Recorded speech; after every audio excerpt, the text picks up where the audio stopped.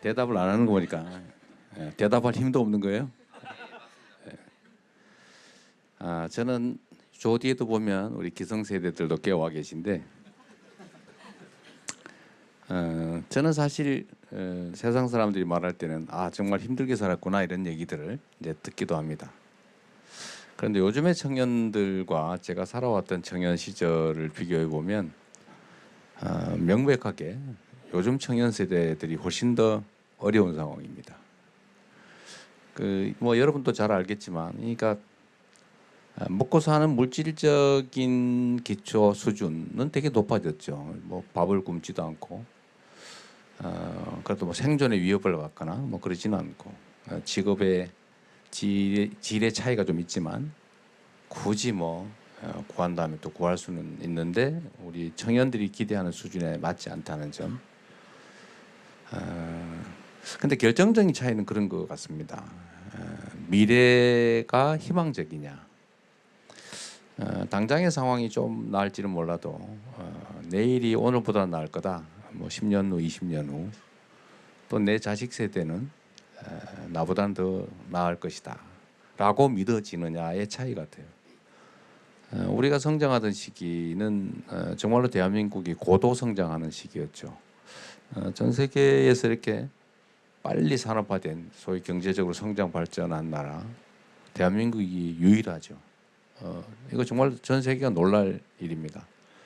엄청나게 빠른 속도로 성장했죠. 그래서 당장은 어려워도 정말 오늘이 어제와는 다르고 내일 모레는 오늘과는 당연히 더 낫게 변했을 거라고 믿어졌어요. 뭐 임금이 몇 년 사이에 2배로 오르고 이랬으니까요. 그리고 우리가 대학을 졸업할 때는 뭐 웬만한 회사에 취직해서 평생 정년이 보장되는 그런 시절이었죠. 그리고 당연히 호봉제에 의해서 뭐 특별히 잘못하지 않으면 월급도 올라가고 뭐 퇴직금도 있고 별로 걱정을 안 했습니다. 중간에 요즘처럼 이렇게 속된 말로 잘릴 염려도 없는 직장이 매우 안정적이었어요. 그런데 지금은 완전히 반대가 됐죠. 직장을 구하기도 어렵고 구해도 안정성도 없고 또 미래가 그렇게 희망적이지도 않죠. 그러다 보니까 뭐 결혼도 연애도 다 포기하는 그런 안타까운 상황이 됐습니다. 이렇게 된 데는 여러분은 아무런 잘못이 없죠. 우리 기성세대들의 잘못입니다. 이런 점들을 예측하고 충분히 필요한 대책을 만들었어야 하죠. 제가 제일 책임이 크죠. 그래서 이제는 또 새롭게 길을 열어가야 합니다. 그래서 새 정부는 이제 권한이 좀 생겼기 때문에 새 정부가 해야 될 길은 기회를 많이 만드는 거예요. 모든 문제의 출발점은 거기 있다고 봅니다. 제가 최근에 어제 저녁에 이제 청년 관련 정책 논의를 하느라고 이제 수석 보좌관 회의를 했는데 거기 통계 자료 이런 게 있더라고요. 20대 여성의 70.3%는 여성이 차별받고 있다 이렇게 생각하고 20대 남성의 70.4%는 남성이 차별받고 있다 이렇게 생각하고 있어요. 그게 아마 일면은 또 타당할 겁니다. 그래서 제가 그 얘기를 우리 여기 계신 분도 계신데 한번 의견을 물어봤어요. 왜 이러냐 이랬더니 한 분이 그런 얘기를 했어요.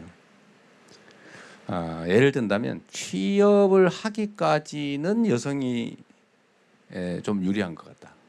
남성이 차별받는 것 같다. 예를 들면 군대도 가야 되는데 가산점도 안 주고 뭐 등등.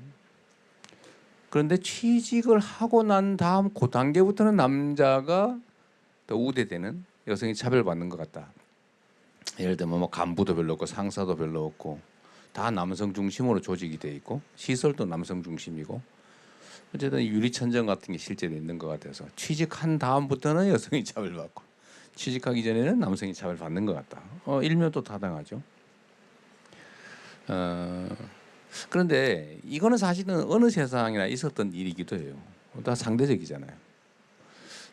저는 청년 세대 전체가 일종의 피해 계층이라고 생각합니다.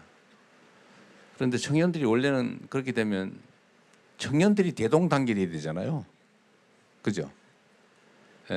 기성세대에 비해서 청년 세대들이 사실 매우 구조적으로 어려워진 거죠.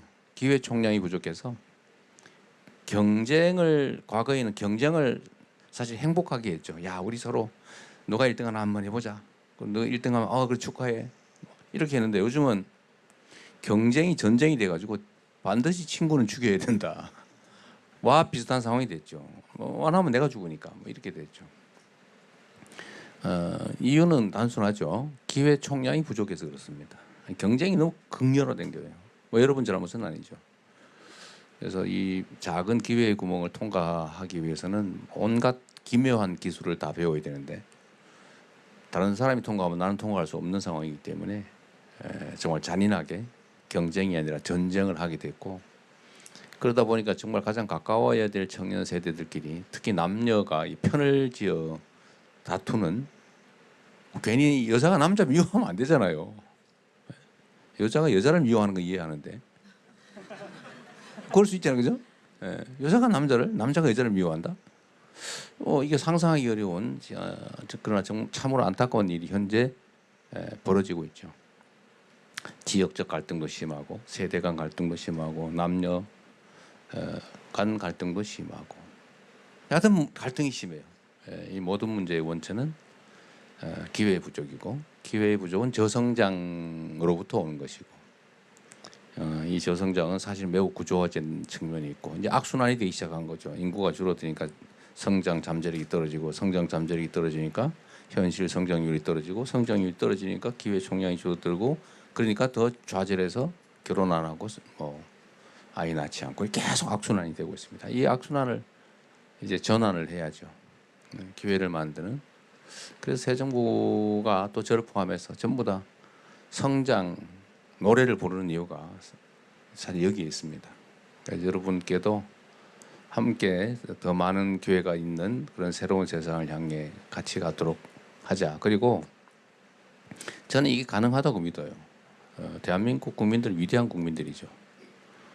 정말 이 지도를 보면은 이 거대한 이 대륙이 귀퉁이에 완하게 붙어 있는데, 이렇게 독립 자주국가로서 수천 년을 이어오고, 지금도 남들이 보면은 막 정말 위험한 상황, 나라가 망할 듯한 또는 나라가 망한 상황, 이런 상황에서도 정말 그 안에 사는 우리 국민들의 백성들의 힘으로 그걸 극복해 오지 않습니까?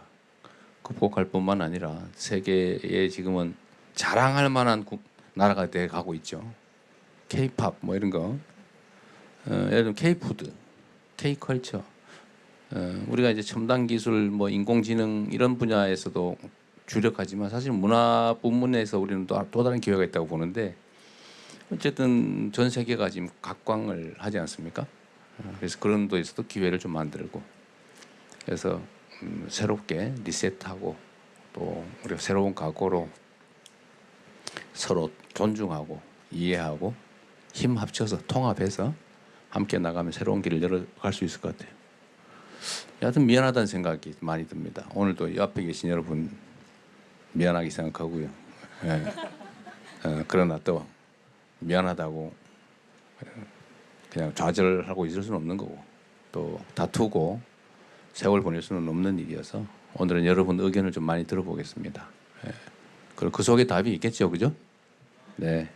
자, 이런 기회 자주 가지면 좋겠습니다. 그리고 마지막으로 정말 대화를 좀 많이 하면 좋겠어요. 점점 전에는 이렇게 실금을 그었는데 요즘은 실선을 그을 뿐만 아니라 아예 벽을 쌓아서 접촉이 잘 안 됩니다. 어제 마이클 샌델 그 분이 똑같은 얘기를 하더라고요. 요즘은 너무 벽이 높다. 그런 말씀을 잠깐 했어요. 제가 잠깐 봤는데, 근데 우리는 대한민국 국민들이니까 같은 공간 안에 살고 협력해야 되기 때문에 노동자와 기업인들이, 청년과 기성세대들이, 특히 청년 남성과 청년 여성들이 대화를 많이 하면 좋겠습니다. 네, 고맙습니다.